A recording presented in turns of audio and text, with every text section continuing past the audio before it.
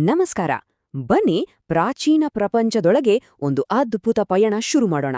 ಮನುಷ್ಯನ ಇತಿಹಾಸದಲ್ಲಿ ಬಂದ ಕೆಲವು ಅತಿದೊಡ್ಡ ಮಹಾನ್ ಸಾಮ್ರಾಜ್ಯಗಳ ಕಥೆಯನ್ನ ಇವತ್ತು ನೋಡೋಣ. ಸರಿ, ಹಾಗಾದ್ರೆ ಎಲ್ಲಕ್ಕಿಂತ ಮೊದಲು ಒಂದು ಮುಖ್ಯವಾದ ಪ್ರಶ್ನೆಗೆ ಉತ್ತರ ಹುಡುಕೋಣ. ಅದೇನಂದ್ರೆ, ಇಷ್ಟೊಂದು ದೊಡ್ಡ, ಇಷ್ಟೊಂದು ಅದ್ಭುತವಾದ ಸಮಾಜಗಳು ಹುಟ್ಟುಕೊಂಡಿದ್ದು ಹೇಗೆ? ಅವುಗಳು ಅಷ್ಟು ದೊಡ್ಡದಾಗಿ ಬೆಳೆಯೋಕೆ ಕಾರಣವಾದ ಅಂಶಗಳಾದ್ರೂ ಯಾವುದು?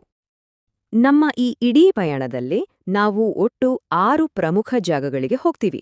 ಶುರು ಮಾಡೋದು ಆಫ್ರಿಕಾ ಮತ್ತು ಏಷ್ಯಾದ ನದಿ ಕಣಿವೆಗಳಿಂದ, ಆಮೇಲೆ ಗ್ರೀಸ್, ರೋಮ್ನ ವೈಭವ ನೋಡಿ ಕೊನೆಗೆ ಅಮೆರಿಕಾದ ಆ ಕಳೆದುಹೋದ ಸಾಮ್ರಾಜ್ಯಗಳವರೆಗೂ ಹೋಗೋಣ.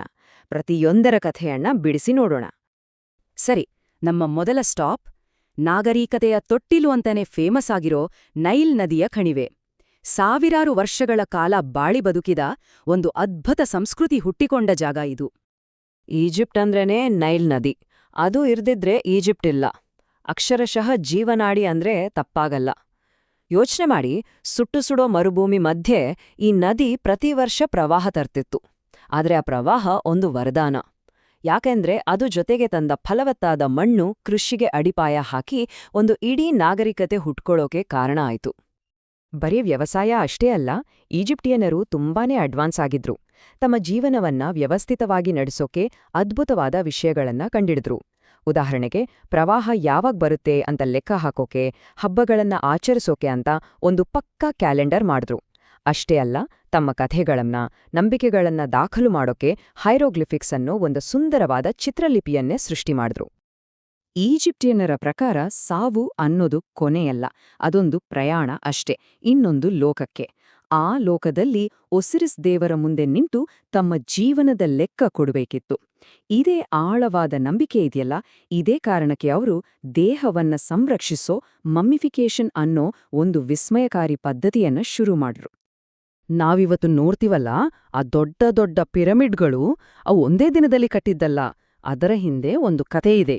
ಮೊದಲು ಬಂಡೆಗಳನ್ನ ಕೊರೆದು ಸಣ್ಣ ಸಮಾಧಿಗಳನ್ನ ಮಾಡ್ತಿದ್ರು. ಆಮೇಲೆ ರಾಜರು ಅಂದ್ರೆ ಫ್ಯಾರೋಗಳು ತಮ್ಮ ಘನತೆಯೇ ಯಾರು ಹೆಚ್ಚು ಅಂತ ತೋರ್ಸೋಕೆ ಶುರು ಮಾಡಿದಾಗ ಆ ಸಮಾಧಿಗಳು ದೊಡ್ಡದಾಗ್ತಾ ಹೋಗಿ ಕೊನೆಗೆ ನಾವು ನೋಡೋ ಈ ಬೃಹತ್ ಪಿರಮಿಡ್ಗಳಾದ್ವು. ಒಂದು ಕ್ಷಣ ಯೋಚಿಸಿ. ಸುಮಾರು 2000 ವರ್ಷಗಳ ಕಾಲ ಸ್ವತಂತ್ರವಾಗಿದ್ದ ಒಂದು ಮಹಾನ್ ಸಾಮ್ರಾಜ್ಯ ಈಜಿಪ್ಟ್. ಆದ್ರೆ ಹೈಕ್ಸೋಸ್ ಅನ್ನೋರು ದಾಳಿ ಮಾಡಿದ್ಮೇಲೆ ಈಜಿಪ್ಟಿನ ಇತಿಹಾಸವೇ ಬದಲಾಗಿ ಹೋಯ್ತು. ಅದಾದ್ಮೇಲೆ ಶತಮಾನಗಳ ಕಾಲ ಒಬ್ಬರಾದ್ಮೇಲೆ ಒಬ್ರು ಅಸ್ಸೀರಿಯನ್ನರು, ಪರ್ಷಿಯನ್ನರು, ಗ್ರೀಕರು ಎಲ್ಲರೂ ಆಳ್ವಿಕೆ ಮಾಡಿದ್ರು. ಕೊನೆಗೆ ರೋಮನ್ ಸಾಮ್ರಾಜ್ಯದಲ್ಲಿ ವಿಲೀನವಾಗಿ ತನ್ನ ಸ್ವತಂತ್ರ ಅಸ್ತಿತ್ವವನ್ನೇ ಕಳೆದುಕೊಳ್ತು. ಸರಿ, ನೈಲ್ ನದಿಯ ಶಾಂತ ದಡದಿಂದ ಈಗ ನಾವು 7 ನದಿಗಳ ನಡುವೆ ಇರೋ ಇನ್ನೊಂದು ಜಾಗಕ್ಕೆ ಹೋಗೋಣ. ಈ ಜಾಗ ಸ್ವಲ್ಪ ಬೇರೆ ತರ. ಇದು ಮೆಸೊಪೊಟೋಮಿಯೋ. ಇಲ್ಲಿ ಸಮೃದ್ಧಿ ಎಷ್ಟಿತ್ತೋ ಅಷ್ಟೇ ಸಂಘರ್ಷನೂ ಇತ್ತು. ಮೆಸೊಪೊಟೋಮಿಯೋದ ಇಡೀ ಇತಿಹಾಸವನ್ನ ನೋಡಿದ್ರೆ ಅದು ಒಂದೇ ವಿಷಯದ ಸುತ್ತ ಸುತ್ತುತ್ತೆ. ಅದೇನಂದ್ರೆ, ಉತ್ತರದ ಬೆಟ್ಟಗಳಿಂದ ಬಂದ ಜನ ಮತ್ತು ದಕ್ಷಿಣದ ಮರುಭೂಮಿಯಿಂದ ಬಂದ ಜನ, ಇವರಿಬ್ಬರ ನಡುವೆ ಈ ಫಲವತ್ತಾದ ಭೂಮಿಗಾಗಿ ನಡೆದ ನಿರಂತರ ಹೋರಾಟ.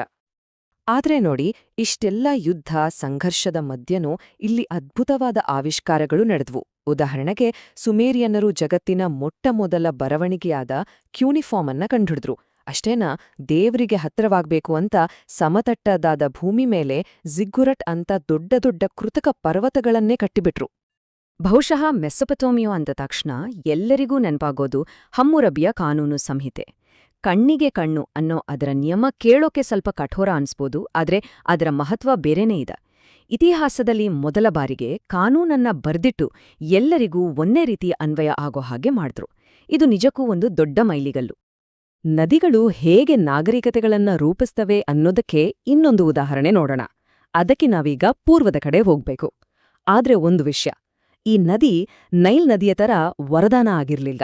ಬದಲಿಗೆ ಇದೊಂದು ಶಾಪವಾಗಿತ್ತು. ಚೀನಾದ ದುಃಖ ಅಂತಾನೆ ಕುಖ್ಯಾತವಾಗಿದ್ದ ಹುವಾಂಗೋ ನದಿಯ ಕಥೆಯನ್ನ ಕೇಳೋಣ ಬನ್ನಿ. ನೈಲ್ ನದಿ ಪ್ರತಿ ವರ್ಷ ಒಂದೇ ಸಮಯಕ್ಕೆ ಪ್ರವಾಹ ತರ್ತಿತ್ತು. ಆದ್ರೆ ಈ ಹುವಾಂಗೋ ನದಿ ಹಾಗಲ್ಲ. ಅದು ಯಾವಾಗ ಬೇಕಾದ್ರೂ ಉಕ್ಕಿ ಹರಿತಿತ್ತು. ಅದು ಜೀವನವನ್ನ ಕೊಡ್ತಿತ್ತು, ಜೊತೆಗೆ ವಿನಾಶವನ್ನೂ ತರ್ತಿತ್ತು. ಅದರ ಭಯಾನಕ ಪ್ರವಾಹಗಳು ಇದ್ದಕ್ಕಿದ್ದಂತೆ ದಾರಿ ಬದಲಿಸಿ ಸಾವಿರಾರು ಎಕರೆ ಕೃಷಿ ಭೂಮಿಯನ್ನ ನಾಶ ಮಾಡ್ತಿತ್ತು. ಇಂತಹ ಕಷ್ಟಗಳೇ ಅಲ್ಲಿನ ಜನರನ್ನ ಹೆಚ್ಚು ಸ್ಥಿತಿಸ್ಥಾಪಕರನ್ನಾಗಿ ಮಾಡ್ತು. ಹೊರಗಿನಿಂದ ಬರ್ತಿದ್ದ ನಿರಂತರ ದಾಳಿಗಳಿಂದ ತನ್ನ ಸಾಮ್ರಾಜ್ಯವನ್ನ ಕಾಪಾಡ್ಕೊಳ್ಳಕ್ಕೆ ಚಕ್ರವರ್ತಿ ಕ್ವಿನ್ ಶಿ ಹುವಾಂಗ್ ಒಂದು ಬೃಹತ್ ಯೋಜನೆಗೆ ಕೈ ಹಾಕಿದ್ದ.